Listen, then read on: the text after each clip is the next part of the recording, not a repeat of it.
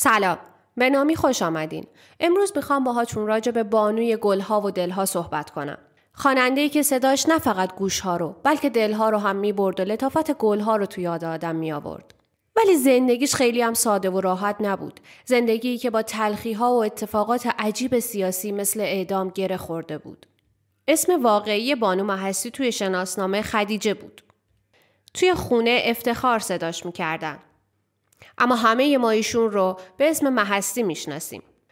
ایشون توی سال 1325 توی تهران به دنیا اومدن و توی همین شهر هم بزرگ شدن. پدرشون محمد باقر تبریزی مرد قدرتمندی بود. ایشون 4 بار ازدواج کرده بود و هر 4 همسرش رو توی یک حیات نگه می داشت.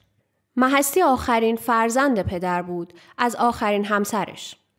یعنی زینت خانوم. زینت خانوم هم اهل رشت بود و خانواده ثروتمندی داشت. محسی جز هایده یک خواهر تنی دیگه و یک برادر تنی هم داشت. اما در مجموع 24 خواهر برادر بودن که با هم زندگی می‌کردن. 13 تا خواهر ناتنی و 7 تا برادر ناتنی دیگه هم داشتن. وقتی محسی 2 سالش بود، پدرشون محمد باقر از دنیا رفت. یکی از برادرهای بزرگترش به اسم اکبر سرپرستی این خانواده رو به عهده گرفت. اگر اپیزود مربوط به هایده رو شنیده باشین، اونجا توضیح دادم. این 2 خواهر به صورت عجیب و غریبی از همون کودکی میل و عشق به خوندن داشتن.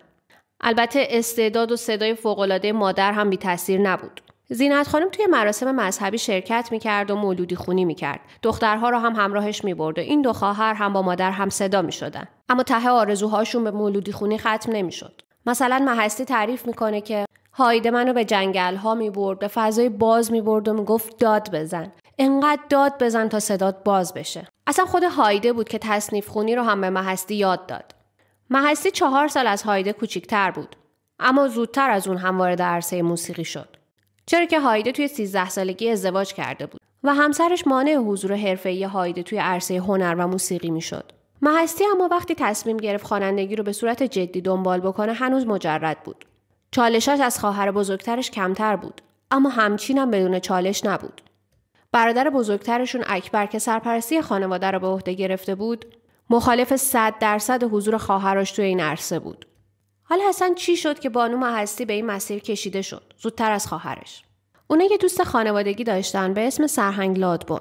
سرهنگ و همسرش با دختر خاله محمد رضا شاه دوستی نزدیکی داشتن. از طریق همین دوست خانوادگی بود که محسی و هایده کم کم به مهمونی‌های درباری راه پیدا کردن. تو شب نشینی‌هایی که تاج الملوک ملکه مادر برگزار می‌کرد، گروه‌های نوازنده و خواننده برنامه اجرا می‌کردن.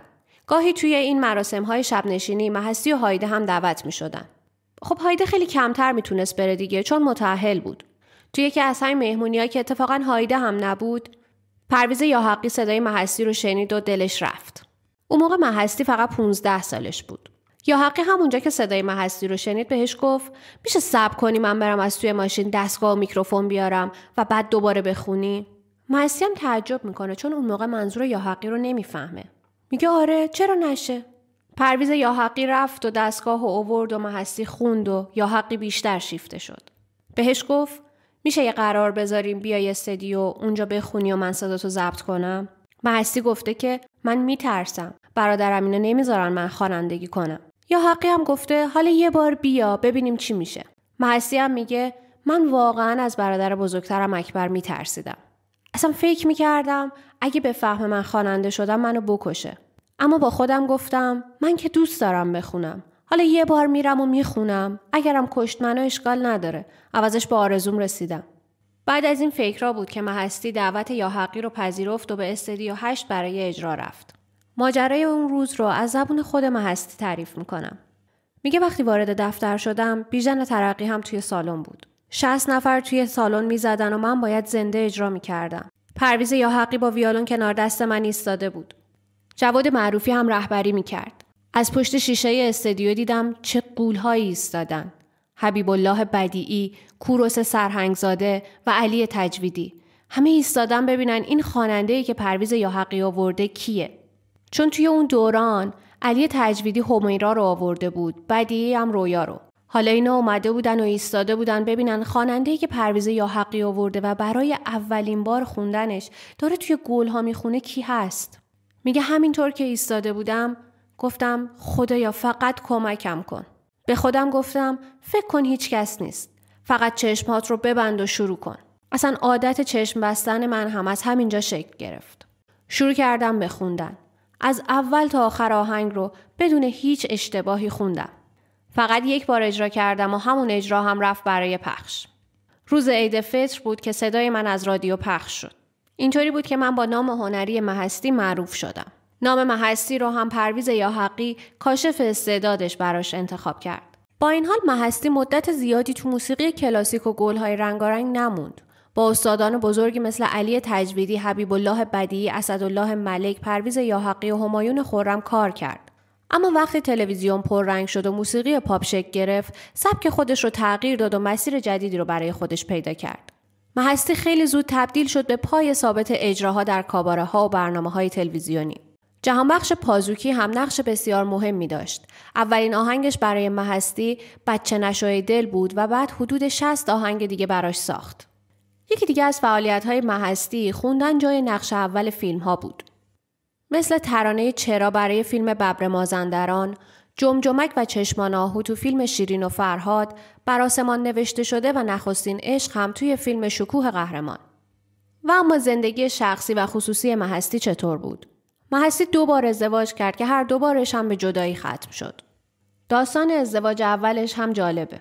مهستی میگه دیگه 18-19 ساله بودم که کوروش ناظمیان مدیر کشتیرانی رو توی یکی از مجالس دیدم چه جوون خوشتیپیه، خیلی برازنده است. با خودم گفتم شاید دیگه وقتش مجرد نمونم.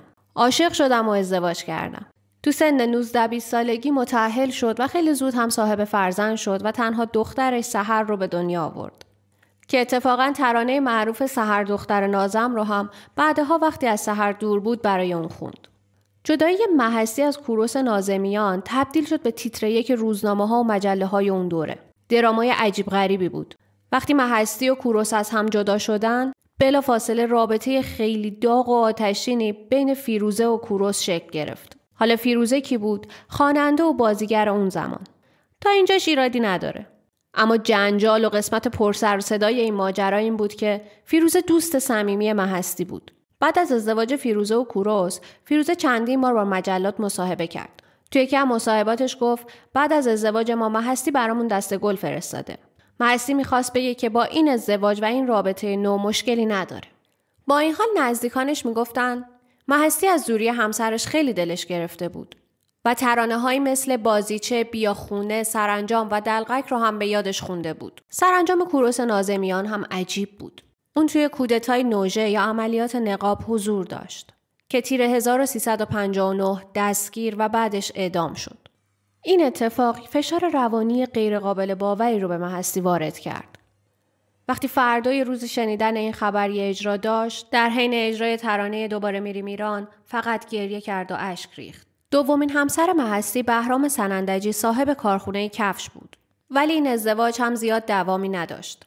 دختر مهستی سحر که از 8 سالگی به انگلیس رفته بود و توی مدرسه شبانه روزی بود، دلیلی شده بود که مهستی توی لندن هم یک آپارتمان داشته باشه و برای تعطیلات هم به اونجا بره. آخرین بار هم اصلا به همین دلیل از ایران خارج شده بودن. قبل از انقلاب 57. مهستی در مصاحبه‌ای میگه قبل از اینکه اصلا انقلاب بشه من برای تعطیلات و دیدن دخترم به لندن اومدم. الان 26 سال از اون مسافرت میگذره و من دیگه هیچ وقت نتونستم به ایران برگردم. در سالهای بعد از انقلاب مهستی با آهنگسازانی مثل محمد حیدری، صادق نجوکی، حسن شماعی زاده و منوچهر چشم‌آذر همکاری داشت. آخرین همکاریش هم با شادمهر عقیلی بود که خود مهستی اون آلبوم رو موفقیت بزرگی میدونه. اون میگه از طریق این همکاری بود که من تونستم با نسل جدید ارتباط برقرار کنم. مهستی در طول دوران فعالیتش بیش از 35 آلبوم و 300 آهنگ منتشر کرد. بیشتر کارهاش با استقبال مردم روبرو شد. در سال 1382 بود که متوجه شد به سرطان روده مبتلا شده. خیلی هم سخت متوجه شد. سخت‌ترین بود که سعی می‌کرد این رو از مردم مخفی کنه. وقتی با ستار و گلپا برای اجرا به دبی رفته بود، در حین اجرا حالش بد شد و دخترش سحر از لاس وگاس اومد اونجا دنبالش. وقتی رفتن پیش پزشک متوجه شدن که سالهاست به سرطان روده مبتلا شده و هنوز متوجه نشده. همین شد که بهش گفتن سرطان پیشروی کرده. بعدتر توی یک برنامه تلویزیونی اعلام کرد و این خبر رو به مردم داد و گفت که باید پرتو درمانی رو شروع کنه. در نهایت بانو مهستی در صبح 4 تیر ماه همون سال، یعنی سال 86، در حالی که روند درمانش رو طی می‌کرد، در کالیفرنیا از دنیا رفت. پیکرشون به لس آنجلس منتقل شد و بعد از 4 روز در نزدیکی خواهرشون دفن شدن. بعد از فوت مهستی 4 خواننده خانم ایرانی یعنی لیلا فروهر، سپیده، هلن و هنگامه به درخواست شبکه تپش آهنگی برای یاد بود مهستی ساختن. نکته غم انگیزش این بود که قرار بود این کار هدیه‌ای باشه به بانو مهستی. اما بعد از فوت نابهنگامشون آماده شد.